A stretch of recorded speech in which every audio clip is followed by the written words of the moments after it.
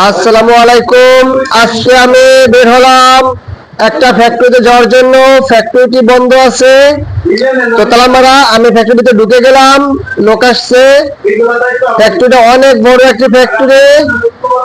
আমি নিচ থেকে উপর পর্যন্ত উঠতেছি। তো যাই হোক, ফ্যাক্টরি দেখতে পাচ্ছেন কত বড় একটি ফ্যাক্টরি। ফ্যাক্টরির ভিতরে ঢুকতে না ঢুকতে জয় স্যারের সাথে দেখা হয়ে গেল, আর তার ফ্যাক্টরিটা আমি ঘুরে দেখলাম। দেখতে পাচ্ছেন কত বড় একটি ফ্যাক্টরি। ওই যে সামনে হাঁটতেছে স্যার।